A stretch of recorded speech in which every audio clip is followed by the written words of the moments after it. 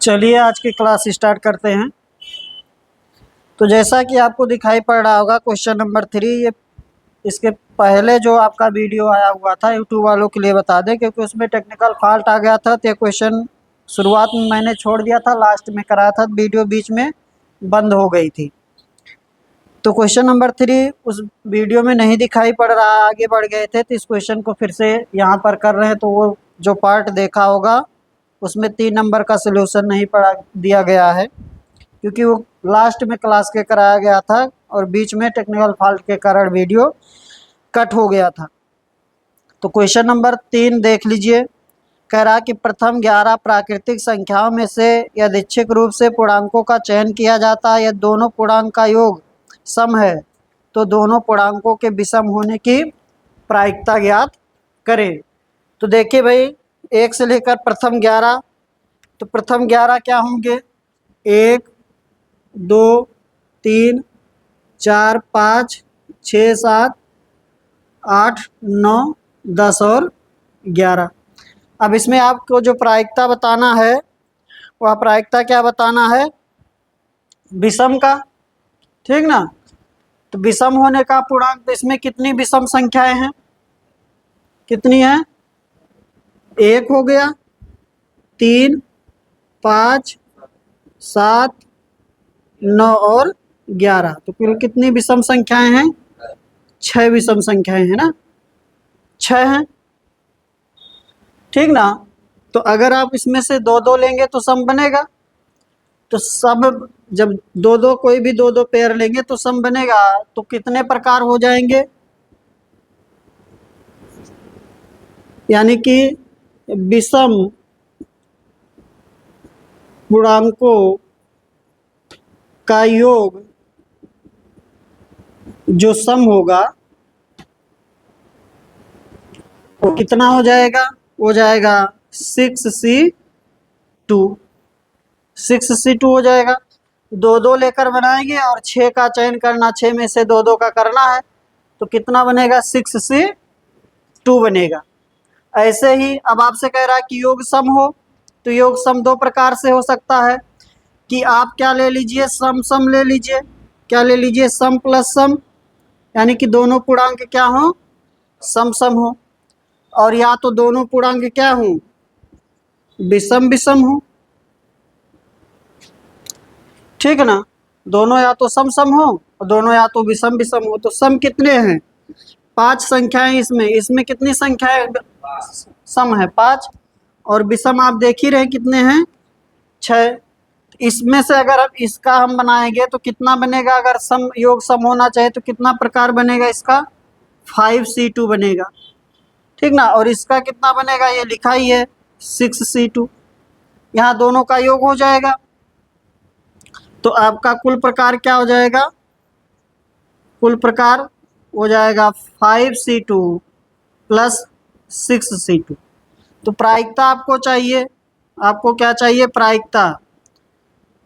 प्रायिकता हो जाएगा आपका जो पूर्णांक था वो विषम हो लेकिन योग क्या हो जाए? सम हो जाए। तो ये आपका बन गया 6C2 अपान 5C2 प्लस 6C2। सॉल्व कर लीजिए इसको। एनसीआर सबको याद होना चाहिए। एनसीआर क्या होगा? n फैक्टोरियल बटे में r फैक्टोरियल और n माइनस r फैक्टोरियल, ठीक ना। तो इससे सॉल्व कर लेंगे तो ये हो जाएगा 6 का फैक्टोरियल बटे में 2 का फैक्टोरियल।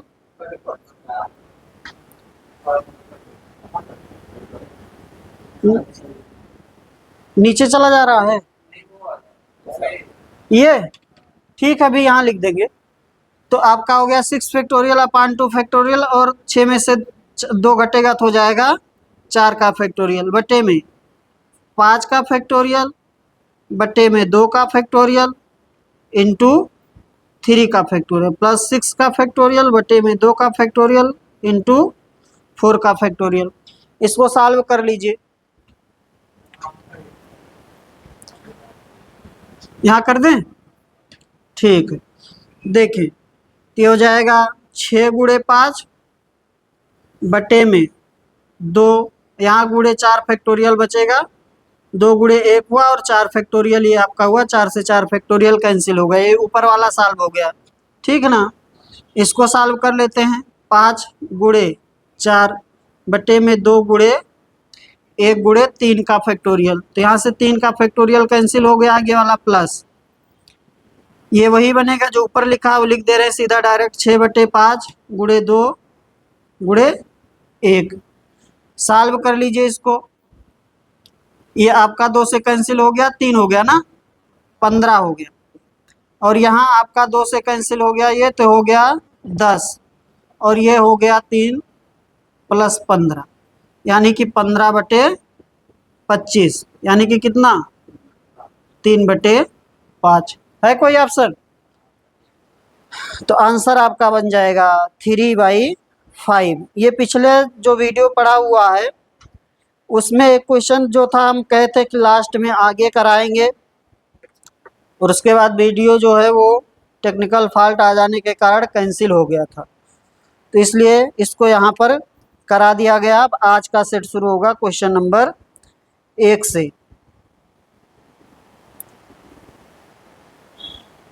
तो आज का पहला क्वेश्चन देखिए, लिखा है निम्न व्यंजक को हल कीजिए।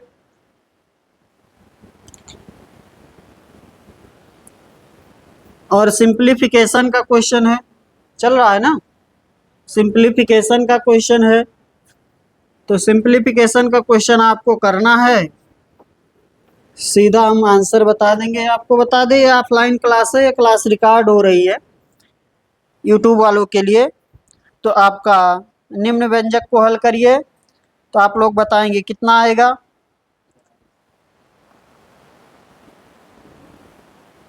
सबका आ रहा है 43।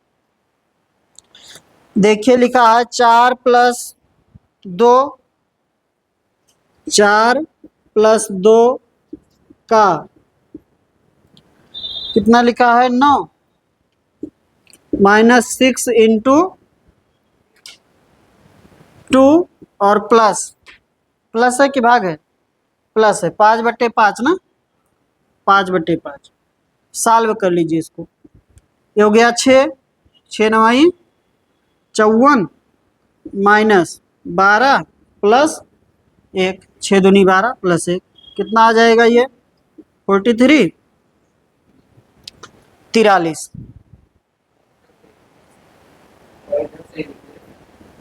और यहाँ से आ रहा है ना, चलिए देखिए अगला क्वेश्चन देखिए।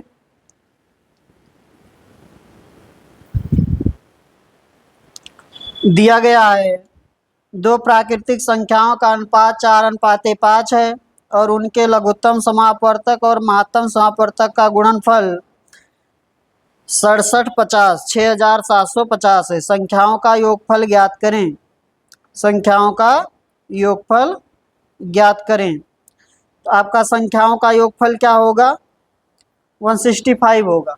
कितना होगा 165। अभी आप कैसे बता सकते हैं 165 है, बता दे रहे, पहले क्वेश्चन सॉल्व कर लेते हैं। संख्याओं का अनुपात क्या दिया है, यहाँ से लिखे, कोई दिक्कत नहीं है ना, 6:5।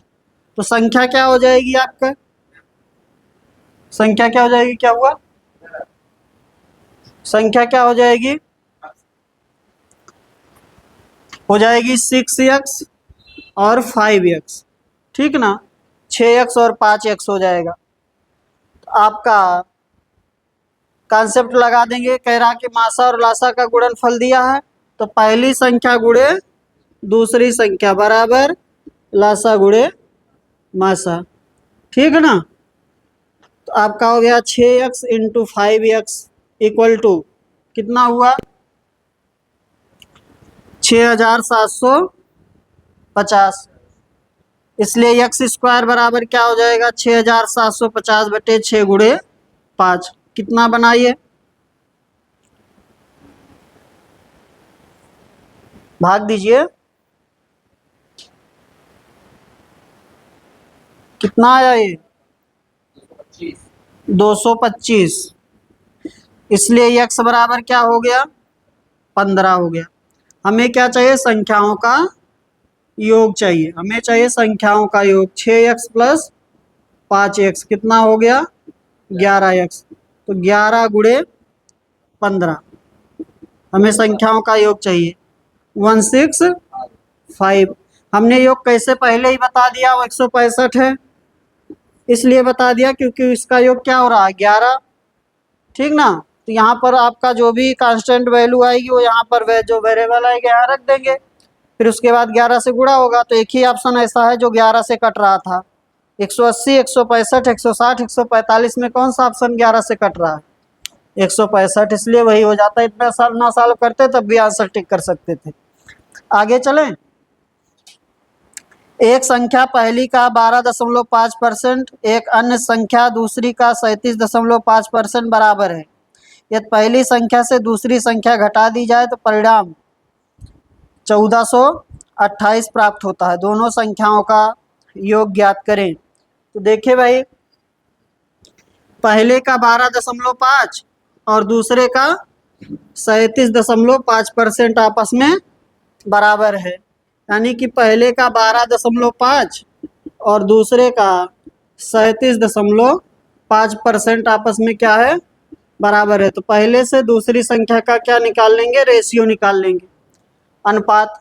तो कितना बन जाएगा, 37.5 बटे 12.5, तो 3:1 हो जाएगा। ठीक ना, 3:1 हो गया। दोनों का अंतर दिया है आपको क्वेश्चन में, तो अंतर कितना बन रहा है, 2। 2 बराबर कितना दिया है, 1400 कितना दिया है, 1428। तो 2 बराबर है 1428। हमें योग चाहिए, तो योग क्या होगा, 4। हमें क्या चाहिए, 4 बराबर। तो 1428 गुणे 2, और यहाँ 2 से गुणा कर दिए, हो गया आपका 2856। ठीक ना, 2856। आगे चलिए, आपका आंसर हो जाएगा बी। क्वेश्चन नंबर 4 लग गया है। देखिए, 5/9 में से निम्न में से कौन सी भिन्न संख्या जोड़ने पर योगफल के रूप में 11/6 प्राप्त होता है। तो 5/9 में जोड़ना है और क्या प्राप्त हो जाता है, 11/6। 5/9 में आपने मान लिया जोड़ दिया x, तो कितना मिल गया, 11/9 मिल गया। तो x बराबर क्या हो जाएगा, 11/9 माइनस, ये 11/6 है, सॉरी। तो माइनस 11/6 माइनस 5/9, सॉल्व कर लीजिए, आ जाएगा। एलसीएम हो गया 18, तो ये हो गया 33 माइनस 10, तो हो गया 23/18, यानी कि एक सही 5/18, एक सही 5/18। आगे चलें।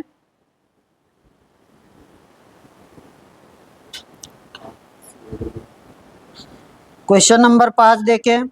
सुरेश 24% की वार्षिक साधारण ब्याज दर पर 80,000 उधार लेता है और रमेश 20% की वार्षिक साधारण ब्याज दर पर 91,000 उधार लेता है। उनके ऋणों के मिश्रधन कितने वर्षों के समान होंगे, कितने वर्षों के समान होंगे।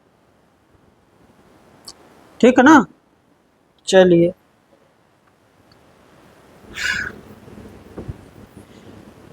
तो मिश्रधन क्या होता है, मिश्रधन होगा मूलधन प्लस ब्याज, यही होगा ना, मिश्रधन यही होगा, मूलधन प्लस ब्याज। ए बराबर होगा P प्लस SI।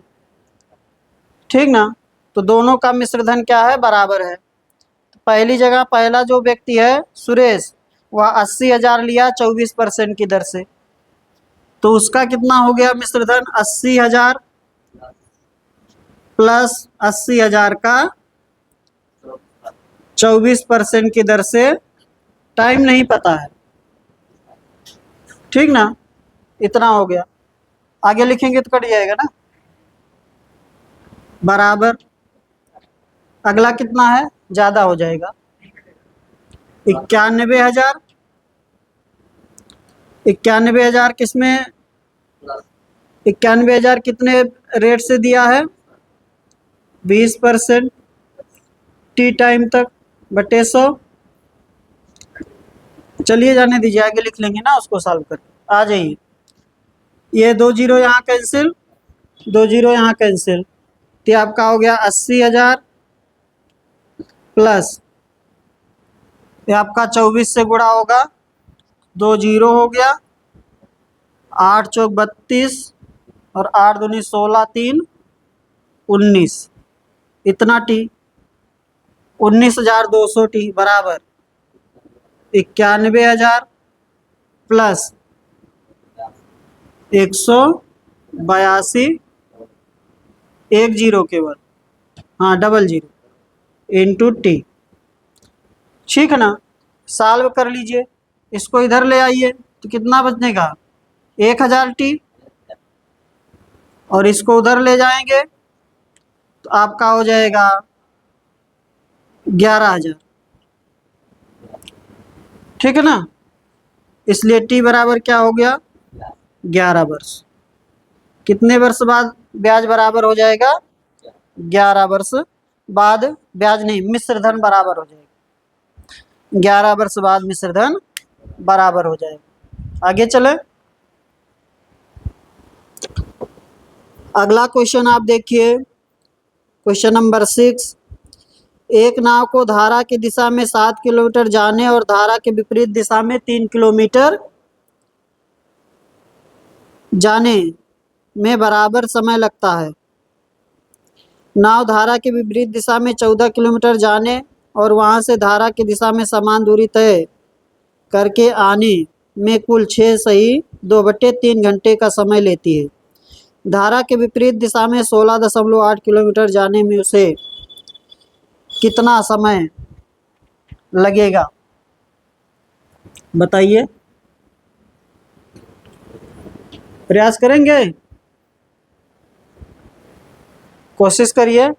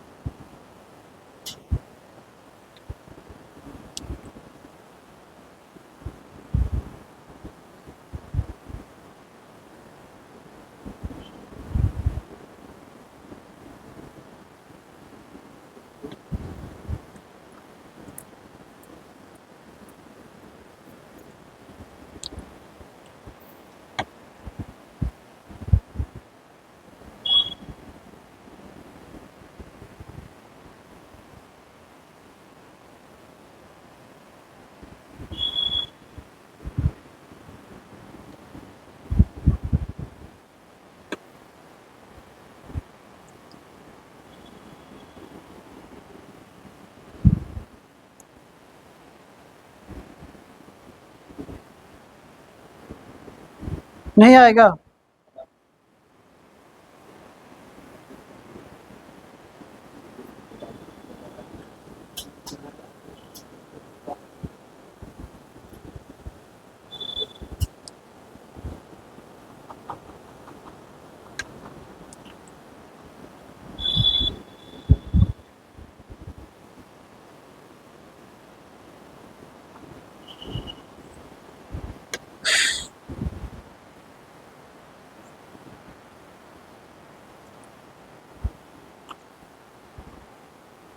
चलिए देखिए।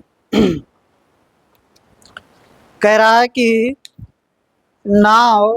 एक नाव की धारा की दिशा में 7 किलोमीटर जाने और धारा के विपरीत दिशा में 3 किलोमीटर जाने में बराबर समय लगता है। ठीक ना, तो यहाँ पर अगर हम कहें कि जाने धारा के साथ स्पीड x प्लस वाई और धारा के विपरीत x माइनस वाई, ये अनुपात क्या हो जाएगा, 7:3 हो जाएगा, 7:3 हो जाएगा, ठीक है ना, 7:3 हो जाएगा। अब कह रहा है कि 14 किलोमीटर धारा के साथ गया है और 14 किलोमीटर धारा के विपरीत आया है। 14 किलोमीटर धारा के साथ गया है और 14 किलोमीटर आया है, तो कितना समय लगता है उसे, 6 सही 2/3 घंटे, 6 सही 2/3 घंटे का समय लगता है, 6 सही 2/3 घंटे का समय। क्या स्पीड से भाग कर दें, ये स्पीड हो गई, ये हो गई, और चाहे इसका हम अलग से अनुपात बना सकते हैं, ठीक ना, अनुपात ही बना लेते हैं एक्स वाई का। ये एक्स प्लस वाई बटे में X minus Y equal to क्या है, 7/3, तो हो जाएगा एक्स बटे वाई इक्वल टू हो जाएगा 10/4, यानी कि 5/2 हो जाएगा, ठीक है ना। इसमें लगा दिए हैं CD रूल, योगांतरानुपात हो जाएगा X plus Y plus X minus Y बटे में X plus Y minus X plus Y equal to 7 + 3 बटे में 7 - 3, अंश में हर जुड़ा और अंश में हर घटा, तो इतना बन जाएगा, ठीक ना। तो ये आपका हो गया, इनका स्पीड हो गया अलग अलग। अब 14 गया है, 14 वापस आया है, 14 गया है, 14 वापस आया, 14 धारा के साथ गया, 14 विपरीत गया है, तो समय लगा था 6 सही 2/3 घंटे। तो भाग दे लीजिए स्पीड से, यहाँ हो जाएगा 5K और ये हो गया आपका 2K, ठीक ना, प्लस ये टाइम हो गया, आपने दूरी को किससे भाग किया, स्पीड से, ये समय हो गया, ये समय, ये आपका हो गया 6 सही 2/3 घंटे। सॉल्व कर लीजिए आप इसको, K की वैल्यू बताइए सॉल्व करके।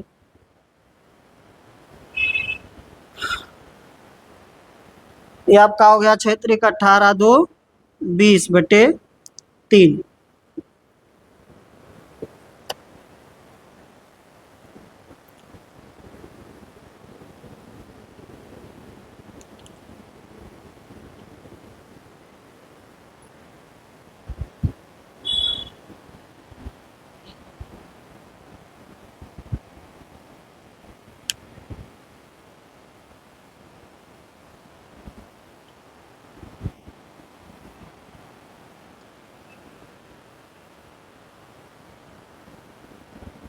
आया,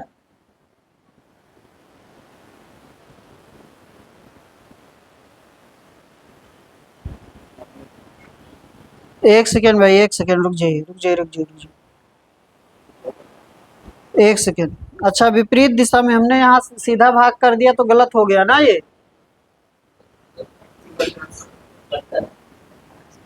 ये तो दिया ही था, हमें यहाँ आने की जरूरत नहीं थी ना, हमें अलग अलग चाल निकालने की जरूरत नहीं थी धारा की और नाव की, हमें ये तो दिया ही है ना, हम यहीं पर अनुपात, इसी अनुपात से भाग कर देंगे ना, ये स्पीड ही तो है, ये स्पीड ही है ना, क्योंकि धारा के साथ जब जाएगा तो x प्लस वाई से जाएगा, यहाँ 7K से भाग होगा, और प्लस धारा के विपरीत जाएगा तो x माइनस वाई से जाएगा, यहाँ 3K से भाग होगा, और ये हो जाएगा आपका 6 सही 2/3, यानी कि 20/3, ठीक ना। इसको सॉल्व कर लीजिए, K का मान आ जाएगा तो फिर सॉल्व कर लेंगे। कितना आया, हाँ हाँ, K का मान निकालिए, हम ही सॉल्व करें,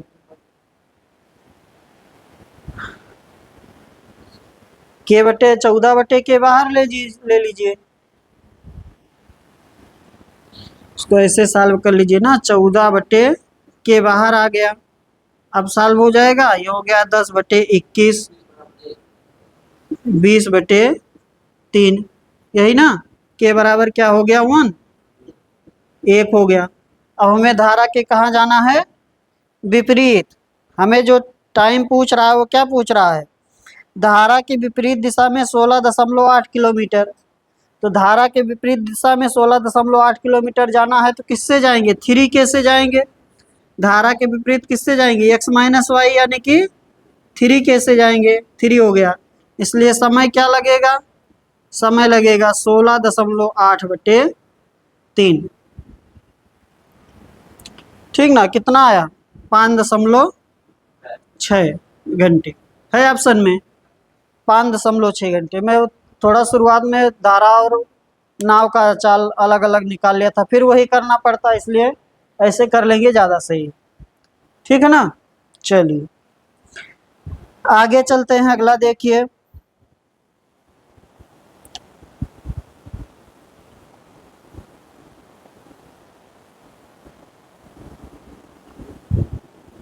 एक तंबू 6 मीटर की ऊंचाई तक बेलनाकार और उसके ऊपर शंक्वाकार है। इसके आधार का व्यास 90 मीटर और शंक्वाकार भाग की ऊंचाई 28 मीटर है। इसे बनाने में प्रयुक्त कैनवास का क्षेत्रफल कितना होगा।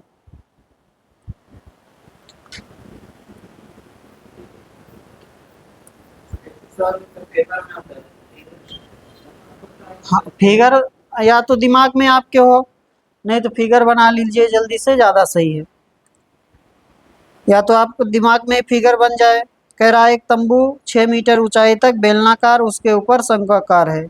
इसके आधार का व्यास 90 मीटर है, शंक्वाकार भाग की ऊंचाई 28 मीटर है।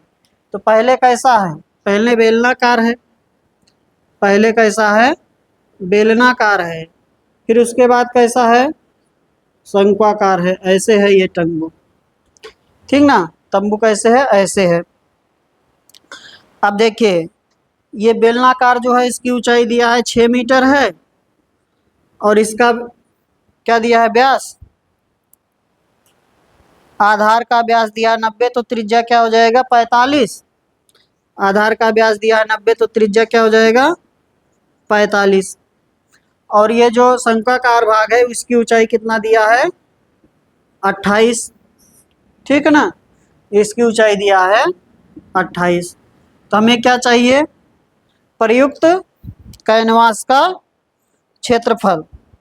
तो हमें जो कपड़ा लगा होगा वो यहाँ लगा होगा, यहाँ पर और यहाँ लगा होगा। ठीक ना, तो यहाँ नीचे लगा नहीं होगा। तो हमें चाहिए पाई आर एल और प्लस 2 पाई आर एच चाहिए।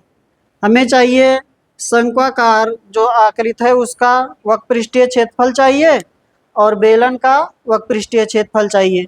ठीक है ना, हमें चाहिए शंक्वाकार जो आकृति है उसका। अरे यहाँ यहाँ थोड़ी लगा होगा कपड़ा, अंदर या नीचे तो लगा नहीं होगा, वहाँ लग जाएगा तो जाएंगे कैसे। ठीक है ना, तो हमें चाहिए पाई आर एल और प्लस 2 पाई आर एच। तो हमें अभी यल निकालना पड़ेगा। हमें क्या करना पड़ेगा, यल निकालना पड़ेगा।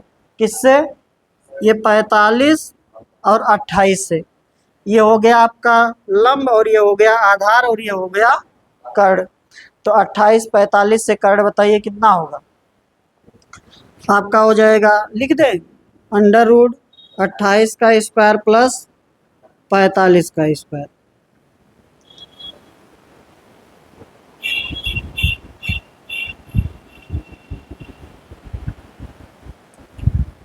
कितना होगा,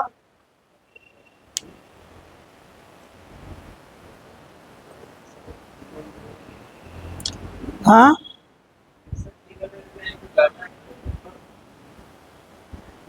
करना तो पड़ेगा, या तो ट्रिपलेट याद हो। हाँ ट्रिपलेट तो है ही 28 45 का। नहीं 90 नहीं होगा।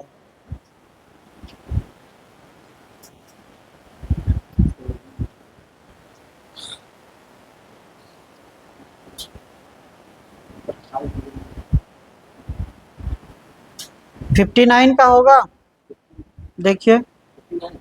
हाँ नहीं 59 नहीं 53।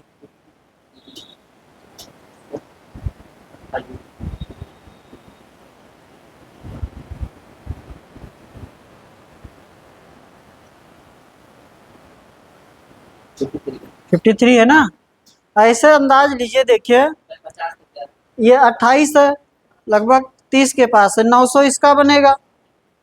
और ये आपका 45 है, तो 1600 के ऊपर बनेगा। तो इसको हमने थोड़ा बढ़ाया था, तो इसको थोड़ा घटा लिया हमने। 16 16 9 2500 हुआ। अगर 2500 है तो 50 के ऊपर चला जाएगा, 50 के ऊपर, क्योंकि इसके इकाई का अंक कितना बन रहा है, इसके इकाई का अंक 4 बन रहा है और इसके इकाई का अंक 5। इसका लास्ट जोड़ेंगे तो लास्ट में 9 बनेगा। तो 9 किस में मिलेगा, या तो 7 में मिलेगा या तो 3 में मिलेगा। 3 का स्क्वायर किए होंगे तो, या 7 का स्क्वायर किए होंगे तो ये 2500 के ऊपर जा रहा है, 2500 के ऊपर जा रहा है, यानी कि वैल्यू 50 के ऊपर जाएगी। 50 के ऊपर जाएगी तो 50 के ऊपर या तो 53 का होगा या तो 57 का होगा। ठीक ना। इस प्रकार से ये क्या हो जाएगा, 53 हो जाएगा, 53। अब सॉल्व कर लीजिए। पाई रहना है क्योंकि पाई में आंसर दिया है। पाई 45 गुणे 53 प्लस 2 पाई गुणे आर। 45 और गुणे कितना, यहाँ का यह 6। ठीक है ना। 45 कामन कर लीजिए, 45 पाई क्या कर लीजिए कामन, तो हो गया 53 और प्लस 12 ना। तो आपका हो गया 45 गुणे 65 पाई। गुणा करके बताइए।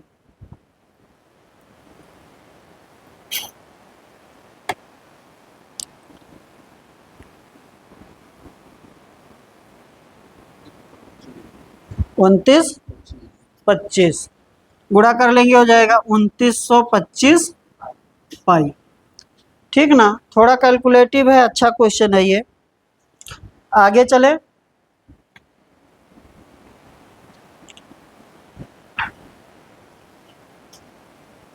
क्या लिखा है, एक समांतर चतुर्भुज की सम्मुख भुजाओं के एक युग्म की प्रत्येक भुजा की लंबाई 16 मीटर और इसके दोनों भुजाओं के बीच लंबवत दूरी 10 सेंटीमीटर है। समांतर चतुर्भुज का क्षेत्रफल ज्ञात कीजिए।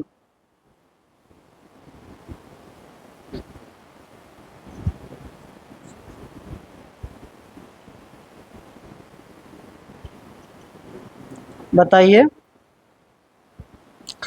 साफ साफ लिखा है 160 हो जाएगा। क्या हो जाएगा, 160। क्या हो जाएगा, 160 हो जाएगा। समांतर चतुर्भुज है तो आमने सामने की भुजा क्या होगी, बराबर होगी। तो वही तो दिया, आमने सामने की भुजा कितनी है, 16 है, और उनके बीच की दूरी दिया, यानी कि समांतर चतुर्भुज की ऊंचाई दिया। तो समांतर चतुर्भुज का क्षेत्रफल क्या होता है, बेस इंटू हाइट। समांतर चतुर्भुज का क्षेत्रफल बेस इंटू आधार गुणे ऊंचाई, आधार गुणे ऊंचाई, बेस इंटू हाइट 16 गुणे 10, कितना हो गया, 160। आगे चलें, नेक्स्ट देखिए।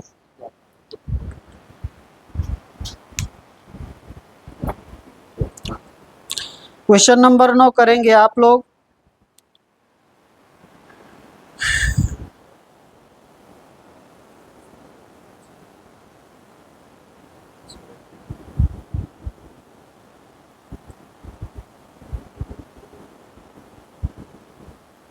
बताइए, कहाँ 12 भाग है। हाँ, ये पहला वाला 12 भागे है। अगला 7 माइनस 12 है, जिस पर बार ब्रैकेट लगा हुआ है। हाँ, 49 माइनस 35 प्लस फिर ब्रैकेट 12 भागे 3 का 6 प्लस 7 माइनस 12 पर बार ब्रैकेट।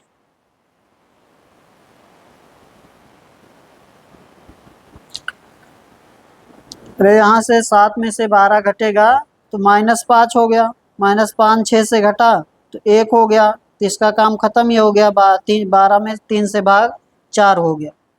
तो 35 और 4 कितना हो गया, 39 हो गया। तो आपका बचा 10। कितना बचा, 10 बचा होगा। ठीक है ना, 10। ब्रैकेट में सबसे पहले सॉल्व होगा बार ब्रेकेट, ठीक ना। ब्रेकेट में सबसे पहले क्या सॉल्व होगा, बार ब्रेकेट, ये ध्यान रखना। आगे चलते हैं, तो इसका आंसर बनेगा डी 10। अगला क्वेश्चन नंबर 10 लिखा, यदि 0.46 गुणे 137.5 बराबर 63.25 है, तो 460 गुणे 1.375 का मान है।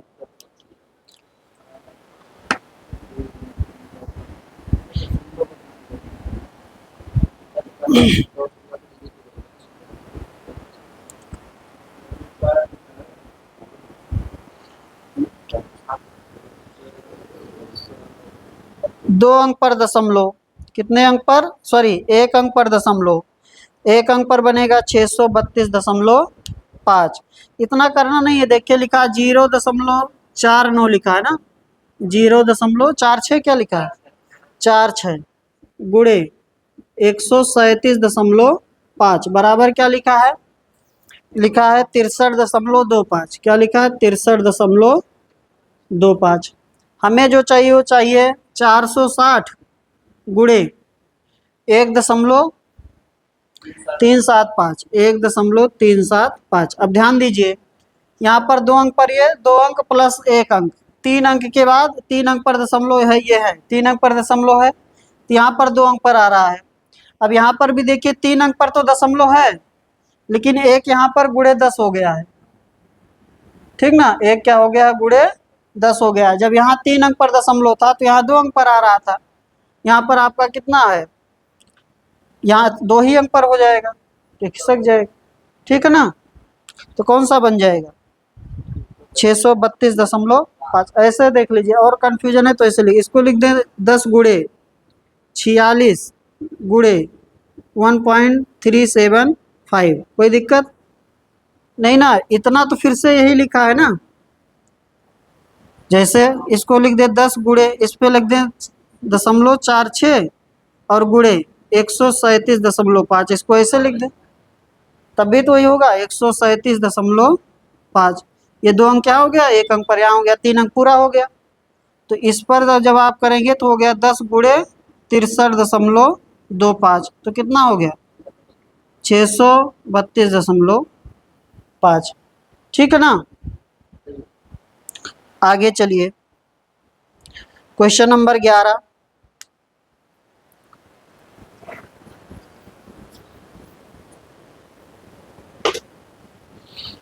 बताइए,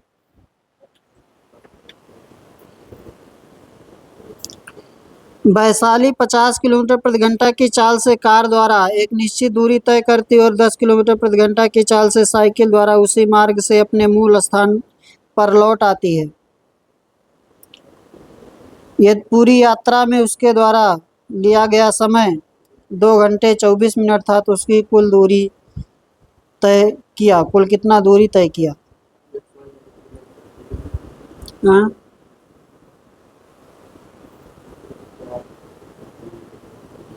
अरे भाई समान डिस्टेंस से चला है तो डी औसत चाल लगा दें।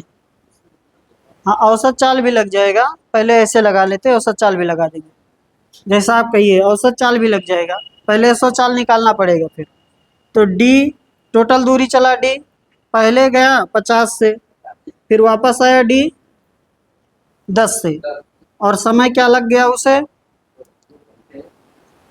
2 घंटे 24 मिनट, 2 घंटे, ऐसे लिख दें 2 घंटे 24 मिनट, ठीक है ना। 2 + 24/60 सॉल्व कर लीजिए डी का मान, ठीक है ना। ये हो गया आपका 60D बटे में 500 बराबर, ये हो जाएगा 124 कहाँ, 144/60, 120 + 24, ठीक ना। जीरो से चाहे यहाँ का जीरो काट लीजिए, चाहे यहाँ का, कोई दिक्कत नहीं है, ऐसे काट लीजिए, और एक जीरो ये कैंसिल हो गया। तो डी बराबर क्या हो गया, 144 गुणे 5/6, 12 गुणे 12 है, तो 24 24 पंचे 120, 120 किलोमीटर। ये तो हो गया ऐसे। दूसरा तरीका, जैसे ये कह रहे थे कि पहले आप औसत चाल निकाल लीजिए, क्योंकि गया है और आया है, गया है और आया है, तो इसकी औसत चाल क्या हो जाएगी 2xy। औसत चाल क्या हो जाएगा, गया और आया समान डिस्टेंस, तो हो जाएगा क्या हुआ, हाँ हाँ नहीं है।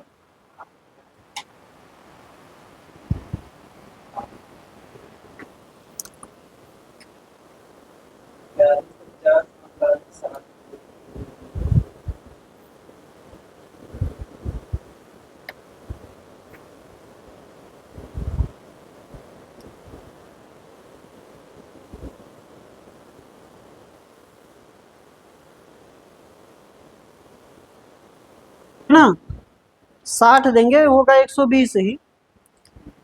अब इसमें टोटल दूरी इनको लिखना चाहिए था, ये सिर्फ एक साइड का दूरी लिख रहे हैं, लेकिन हमने भी तो सिर्फ d बराबर निकाला है ना, तो कहाँ गलत हो रहा है।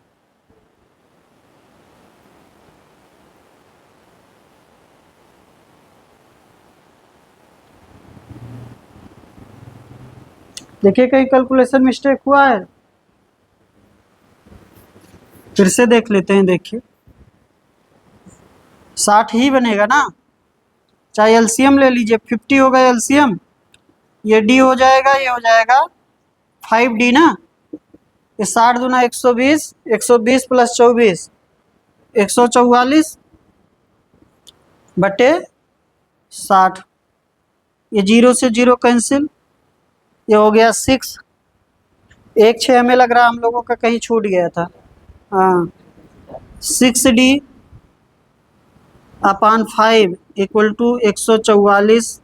एक 6 हम लोगों का छूट गया था तभी तो डी बराबर हो गया, कैलकुलेशन मिस्टेक था। डी बराबर हो जाएगा 144 गुणे 5 बटे 6 गुणे 6। आप लोगों ने भी ध्यान नहीं दिया, तो ये आपका 12 गुणे 12 है, तो 6 से काट दीजिए, या 36 से डायरेक्ट काट दीजिए, चाहे से दोनों अलग अलग काट दीजिए। कितना हो गया,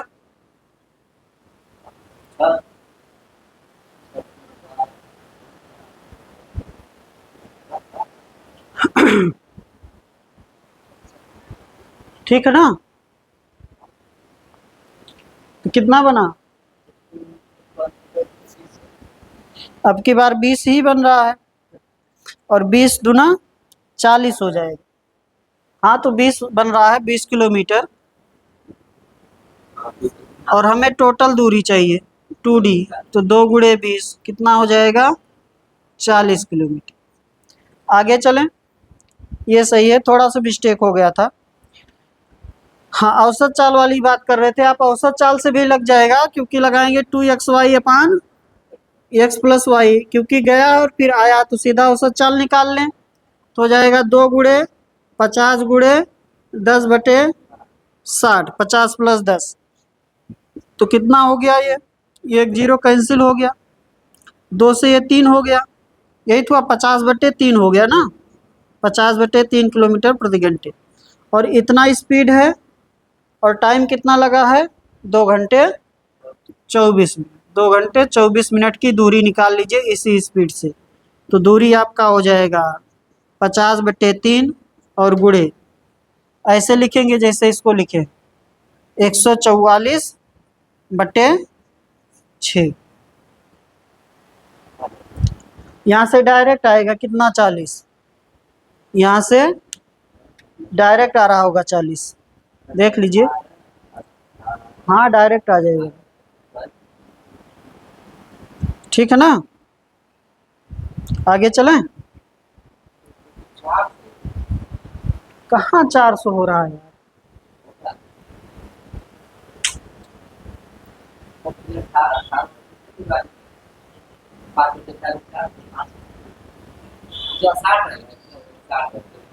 हाँ यहाँ 60 रहेगा ना।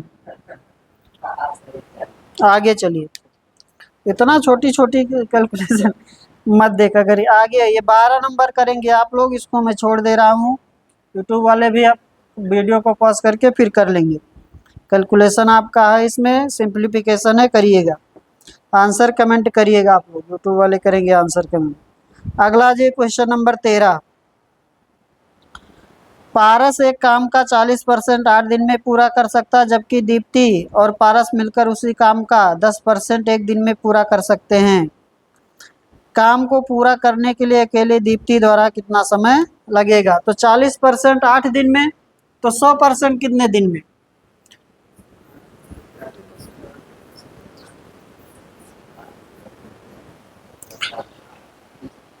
पारस के बारे में बात हुई है, कितना किया है?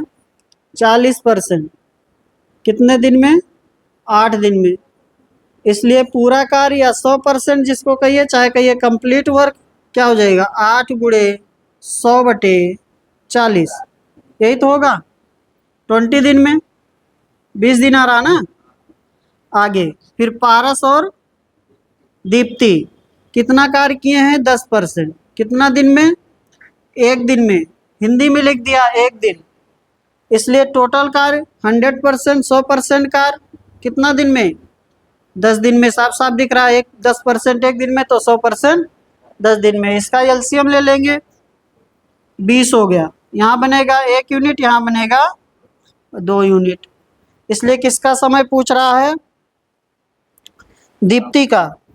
दीप्ति अकेले करेगी तो कितना समय लगेगा? 20 दिन लगेगा, क्योंकि दीप्ति का जो एफिशिएंसी आ जाएगा, क्षमता जो आ जाएगी, हो जाएगी 2 - 1 यानी कि 1।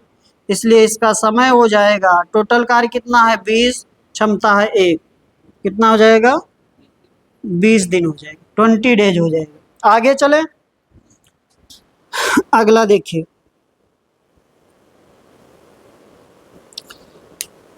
यदि आंकड़ों 60, 68, 70, 72, 74, 76, 80 में से 70 को निकाल दिया जाए तो माध्यिका में कितनी वृद्धि होगी? मिटा दें।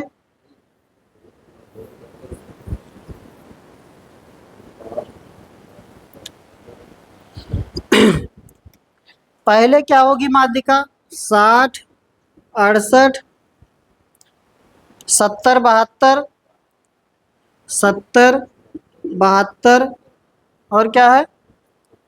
74, 76, 80। 74, 76, 80, यही है ना। 2, 2, 4, 2, 6, 1, 7। तो इसकी माध्यिका क्या होगी? पदों की संख्या क्या है? क्या हुआ, ब्लर हो गया था क्या?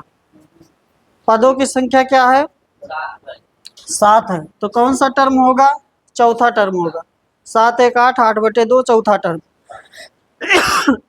तो इसका माध्यिका जो होगा वो होगा 72।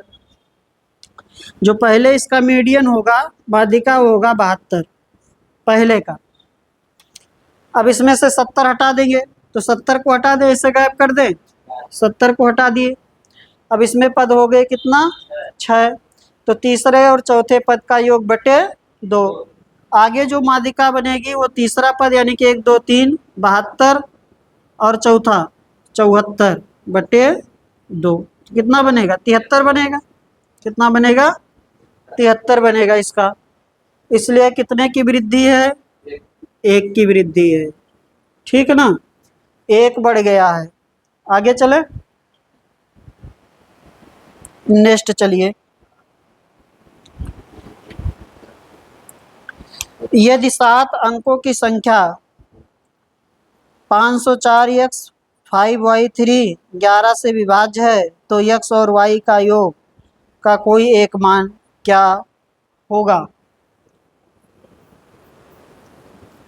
करेंगे। 504x 5y3, 504x 5y3, 5y3 किससे विभाज्य है? 11 से। तो 11 की डिविजिबिलिटी क्या है? सम तथा विषम स्थानों पर आने वाले अंकों के योग का अंतर क्या होना चाहिए? 0 या 11 का गुणज। ठीक ना। तो यहाँ से ऐसे लिखेंगे, यही तो जुड़ेगा।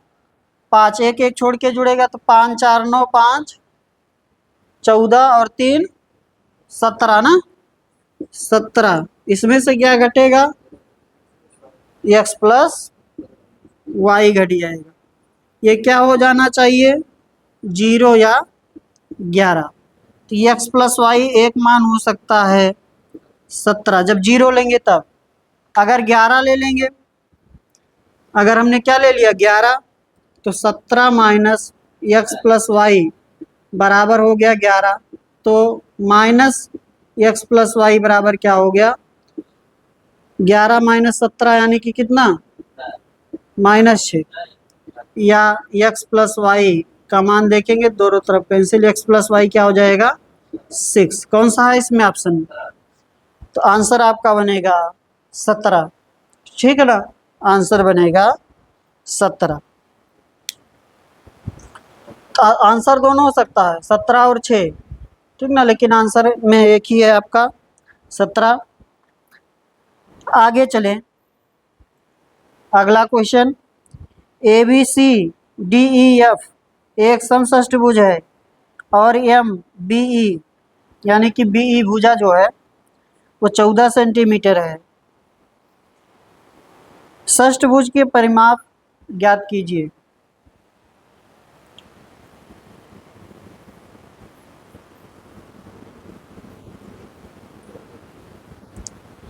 बताइए, करेंगे?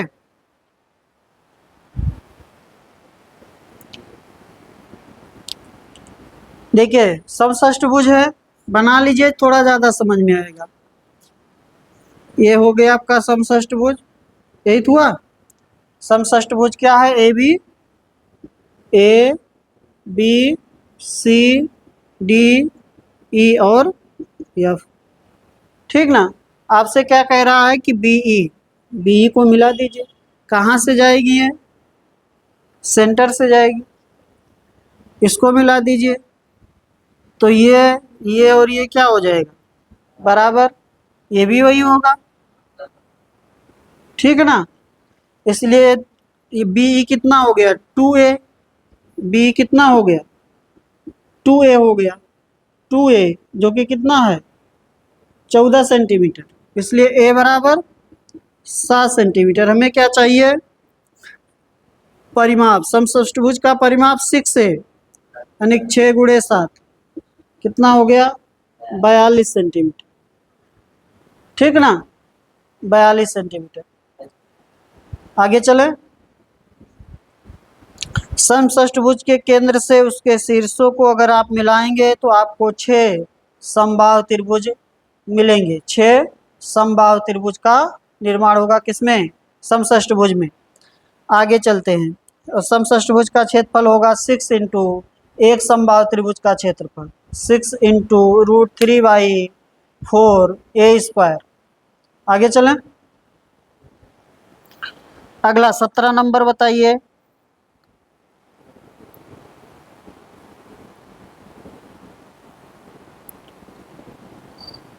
लिखा है 13 का क्यूब प्लस -8 का क्यूब प्लस -5 का क्यूब का मान ज्ञात कीजिए।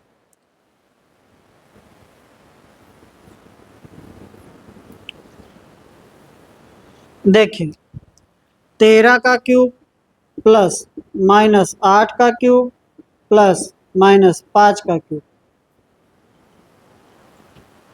ठीक ना। तो ये हो जाएगा 3ABC, 3ABC हो जाएगा, 3 गुणे 13 गुणे 8 गुणे 5। है ऐसा कोई ऑप्शन,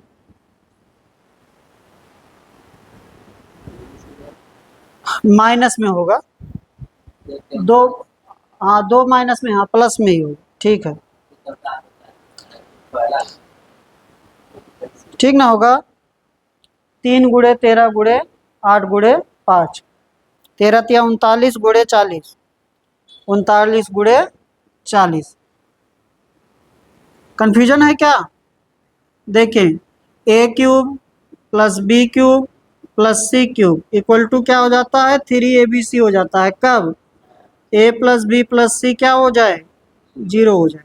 यहाँ a का मान कितना है 13, b का मान -8, सी का मान -5, हो रहा है ना 0, तो हो जाएगा 3ABC।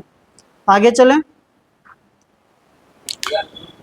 गुणा करने में बहुत टाइम लग जाएगा। गुणा करेंगे या तो हाँ कर सकते हैं, क्यूब याद हो, 13 का क्यूब याद हो तो ये तो इन दोनों का तो याद रहेगा, 13 का थोड़ा दिक्कत है, मिटा दें। चलिए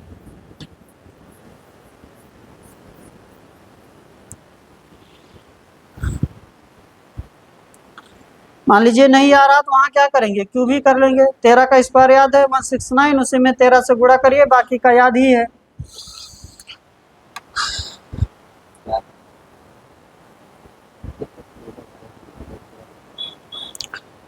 लिखा 750 प्रतिभागियों द्वारा उठाया गया अधिकतम भार दर्ज दिया गया है या पाया गया कि एक बंटन माध्यिका में बंटन का माध्य और माध्यिका दोनों बहुलक से अधिक है। यदि माध्य और माध्यिका क्रमशः इतना इतना है तो निम्न में से कौन सा बहुलक का अत्यधिक संभावित मान है, बताइए। हाँ वही लगाएंगे, माध्य माध्यिका पता है तो बहुलक सीधा निकाल लेंगे। बहुलक बराबर क्या होगा, ठीक है, 3 गुणे माध्यिका माइनस 2 गुणे माध्य, बहुलक बराबर हो जाएगा। वेरी इंपॉर्टेंट फार्मूला है, बहुलक बराबर 3 माध्यिका माइनस 2 माध्य, 3 माध्यिका माइनस 2 माध्य।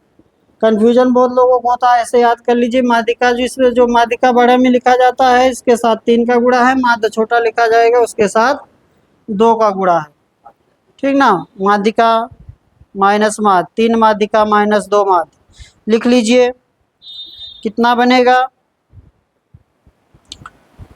178 गुणे 3, 100 या 3 गुणे 178 माइनस 2 गुणे 184, 184 कितना आएगा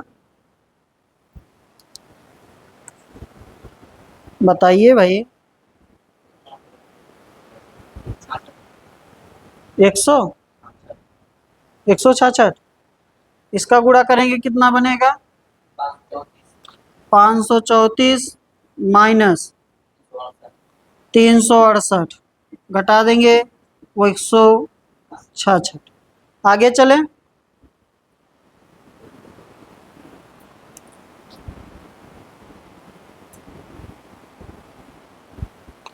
समीकरणों 3x माइनस 2y बराबर 3x माइनस 2y माइनस 11 बराबर 0 और x प्लस वाई बराबर 7 के ग्राफ p अल्फा बीटा पर प्रच्छेदित करते हैं। 3 अल्फा प्लस 5 बीटा का मान ज्ञात करें। तो दोनों समीकरण को सॉल्व कर लेंगे, एक्स वाई का मान ही क्या होगा, अल्फा बीटा होगा। तो लिखा है 3x माइनस 2y, हम बराबर क्या लिख दे रहे हैं, -11 बराबर 0 लिखा, बराबर 11 लिख दे रहे हैं, ठीक है ना। और x प्लस वाई बराबर 7 है, 2 से गुणा कर दीजिए इस वाले दूसरे समीकरण में, यहाँ क्या हो जाएगा, 14 हो जाएगा, जोड़ दीजिए, कैंसिल हो गया, ये कितना हो गया 5x बराबर, ये हो गया आपका 25, इसलिए x बराबर क्या हो गया 5, x बराबर 5 हो गया, किसी एक में रख दीजिए। एक समीकरण था ना आपके पास, y बराबर 2 आ जाएगा, किसमें हमने x प्लस वाई बराबर 7 में रख दिया, ठीक ना। तो क्या हो गया, y बराबर 2 हो गया। तो अल्फा हो गया आपका, p में ऐसे लिखा है अल्फा बीटा, चाहे इसी को p एक्स वाई लिखिए, ठीक है ना। तो आपका क्या चाहिए था, 3 अल्फा प्लस 2 बीटा आपको चाहिए, ठीक है, 3 अल्फा प्लस 5 बीटा, अल्फा पर x बीटा पर y, तो 3 गुणे 5 और 5 गुणे 2, तो 15 प्लस 10 25। आगे चलते हैं,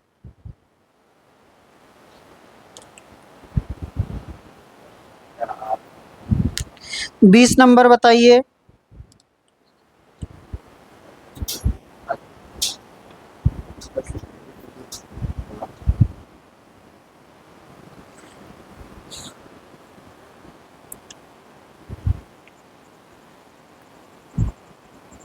यदि 11 अंकों की संख्या 88 p 55 40 85 के 6 जहाँ के नॉट इक्वल टू p है 72 से विभाज्य है तो 3 के प्लस 2p का मान ज्ञात करें।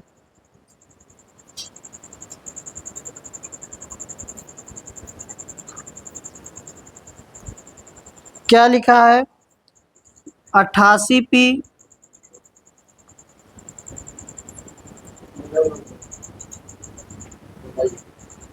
88p 55 40 85 के और बाद में लिखा है 6। कह रहा है 11 अंक की संख्या है जो कि किससे विभाजित है 72 से। 72 से विभाजित है, किससे किससे विभाजित है 9 और 8 से। 9 और 8 से 8 का पहले 8 की डिविजिबिलिटी फॉलो करेंगे। 8 की डिविजिबिलिटी अंतिम 3 अंक। अंतिम कितना अंक 3 अंक। तो आपका कितना कटना चाहिए 5 के 6 किससे कटना चाहिए 8 से। तो 8 से काटेगा, अगर हम इसको के का मान 1 लिख दे तो 516 हो जाएगा। कटेगा नहीं कटेगा, नहीं कटेगा ना। 2 हो गया 26 526 कटेगा।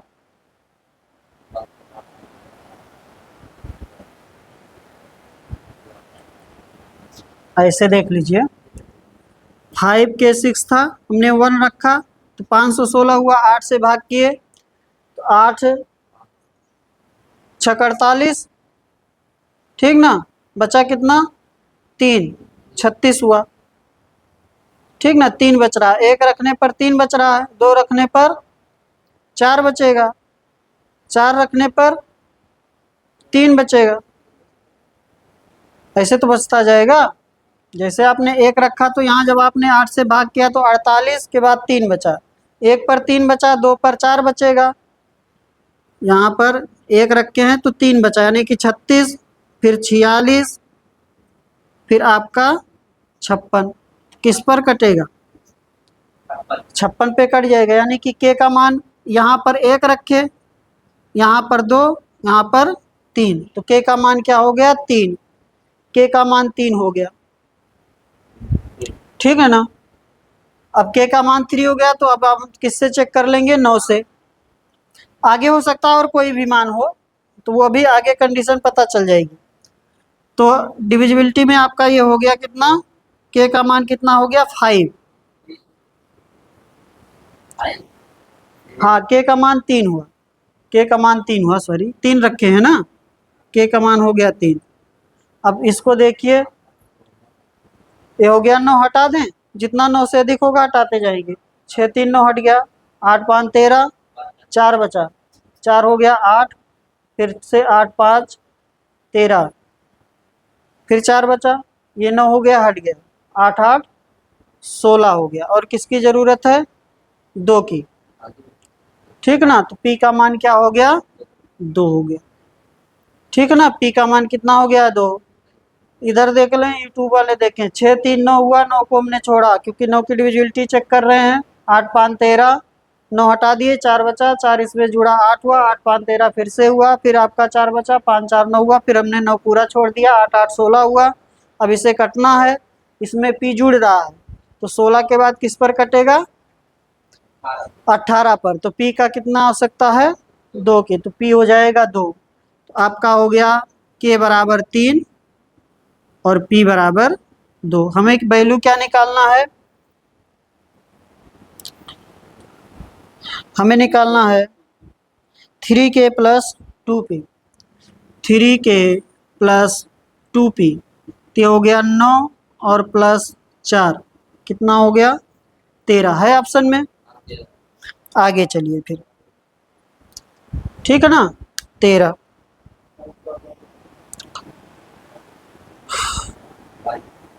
21 नंबर देखिए,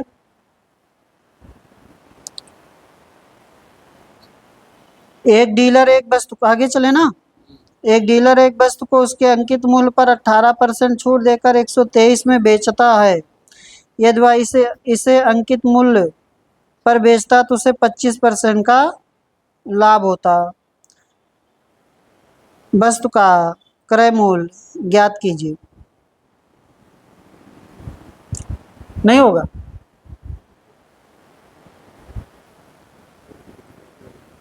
अरे भाई 123 में बेचा तो कितने की छूट दिया है 18% की छूट दिया है। और अगर सीपी पर भी ही बेच देगा तो कितने का लाभ लेगा? 25% का। तो पहले सॉरी एमपी पर भी अंकित मूल्य पर बेच देगा तो कितने का लाभ लेगा? 25% का। पहले अंकित मूल्य निकाल लीजिए, पहले क्या कर लीजिए, अंकित मूल्य निकाल लीजिए, नहीं निकलेगा?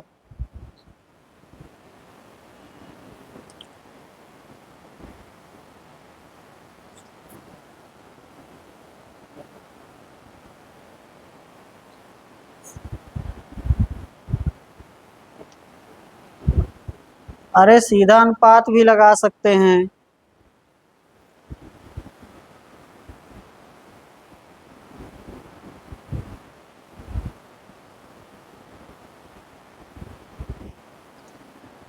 एक सौ तेईस में कितने में बेचा? 123 में कितने का छूट दिया? 18% का डिस्काउंट दिया, ठीक ना? तो इसका एमपी क्या रहा होगा? एमपी रहा होगा 123 गुणे 100/18, कम करेंगे कितना? 82, यही था ना? 82 सीधा 41 से काट दें, ये 2 बार होगा या 3 बार? 41 दूना 82, 41 तिया 123, तो आपका हो गया 50, यानी कि 150 हो गया। और इस पर जब 150 में ये वस्तु जो एमपी पर बिकने लगेगी, ये फिर से सेलिंग प्राइस हो गया, तो अब कितने का लाभ होने लगा? 25% का। तो सीपी क्या रहा होगा? सीपी रहा होगा 150 गुणे 100/125, ठीक ना? कितना आएगा?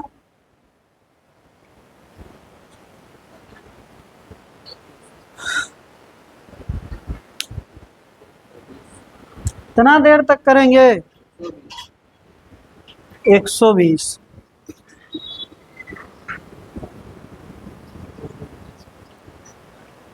ठीक है ना?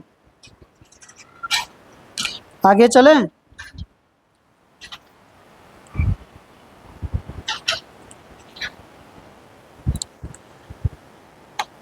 22 नंबर, आज इतना ही रहने दें। कितना देर हो गया?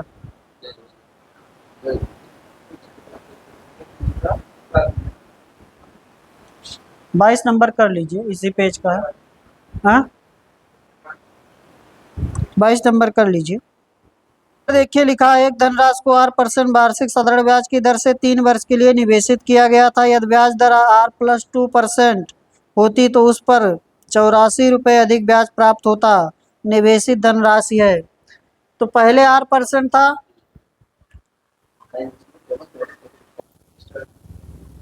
तो 21 नंबर तक क्वेश्चन हो गया है। लाइट की प्रॉब्लम हो गई है, तो यहाँ पर ही वीडियो को रोक देते हैं। धन्यवाद।